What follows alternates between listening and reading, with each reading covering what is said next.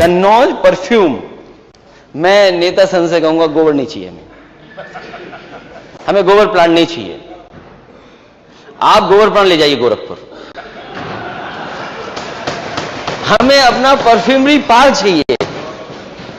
आप मुझे बताइए, कृषि प्रधान देश भारत की कृषि प्रधान व्यवस्था बगैर गाय के नहीं हो सकती और बगैर गाय के गोबर से नहीं हो सकती है। गाय के गोबर यानी ये पूजा से लेकर के संस्कार से लेकर के भारत की कृषि प्रधान व्यवस्था को जो हम लोग नेचुरल फार्मिंग के नए कार्यक्रम को लेकर के आ रहे हैं, ये नेचुरल फार्मिंग के साथ में तो चाहूंगा आप में से बहुत सारे माननीय सदस्य इसमें किसान हैं, प्रगतिशील किसान हैं। आप देखना, नेचुरल फार्मिंग आपके पेस्टिसाइड, फर्टिलाइजर और केमिकल की जितनी समस्या यानी जो भी ये इससे इफेक्ट, साइड इफेक्ट है, इससे मुक्त करते हुए आप एक ऑर्गेनिक प्रोडक्ट देने की स्थिति में होंगे। और ये नेचुरल फार्मिंग बगैर गौ माता के संभव नहीं है और सरकार उसको उसी दिशा में आगे बढ़ाने का काम कर रहा है। सरकार उसी दिशा में इस कार्यक्रम को आगे बढ़ाने का कार्य कर रही है।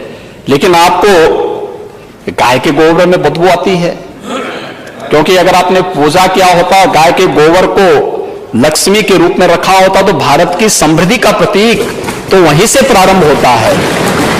संभवतः आप ये प्रश्न यहां पर नहीं किए होते और आप ये नहीं कहे होते कि कन्नौज की आवश्यकता क्या है। कन्नौज प्रदेश का हिस्सा है, हम भेदभाव नहीं करते हैं। हमने बिजली दी तो सबको दी, विकास किया सबका किया, सबका साथ सबका विकास, ये हमारा विजन है, सभी के लिए, सभी के लिए। ऐसा कोई देखिए, कोई व्यक्ति ये नहीं कह सकता है कि हमें छोड़ दिया है। हमने हर जिले के लिए कार्य योजना बनाई। आज तो गोबर से अगरबत्ती भी बन रही है, अगरबत्ती, धूप अगरबत्ती भी बन रही है।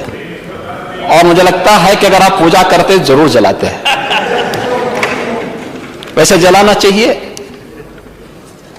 अच्छा है। लेकिन आपने फिर भी गौ को गौ माता कहा, मैं इसके लिए आपको धन्यवाद दूंगा।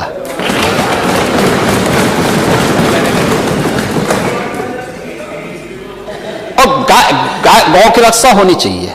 और मुझे लगता है कि अगर गाय का दूध के बजाय मुझे लगता है कि गौ माता की सेवा सचमुच किए होते नेता प्रतिपक्ष, तो संभवतः गाय माता की भाषा बोले भी होते, बड़ी शार्प बुद्धि से अपनी बात कहे होते।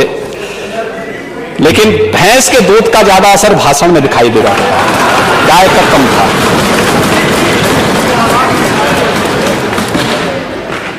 लेकिन फैट कंटेंट की जिससे लोग, बहुत सारे लोग पसंद करते हैं और उनको जिस रूप में कार्य करना है तो लोग बोलते हैं, तो भाई जिसकी लाठी उसकी भैंस, तो लोग उसी तर्ज पर काम करने में ज्यादा विश्वास करते हैं, इसलिए।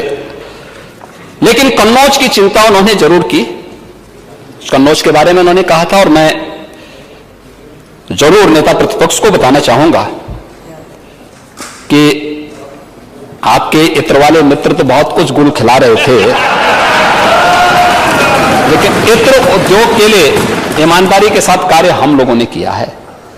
और जो कार्य हुआ है, हम लोगों ने वन डिस्ट्रिक्ट वन प्रोडक्ट में भी इत्र को कन्नौज के साथ ही जोड़ा है। हमारे वहां के माननीय सांसद श्री सुब्रत पाठक जी लगातार इसके लिए यहां प्रयास कर रहे थे और उनके द्वारा भी इस बारे में कहा गया। वर्तमान में इत्र का 800 करोड़ रुपए का व्यापार हो रहा है वहां से, अकेले कन्नौज से। लेकिन इसको एक व्यवस्थित प्रक्रिया के साथ पिछले 5 वर्ष में 55 नई इकाइयां लगी हैं आपकी कन्नौज में।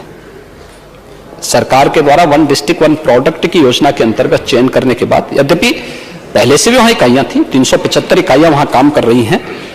और कोरोना कालखंड में भी हम लोगों ने $2.7 मिलियन के निर्यात यानी इत्र निर्यात किया गया है यहां से। ये उत्तर प्रदेश शासन की उस योजना को जो हम लोगों ने उस दौरान भी इसको थमने नहीं दी।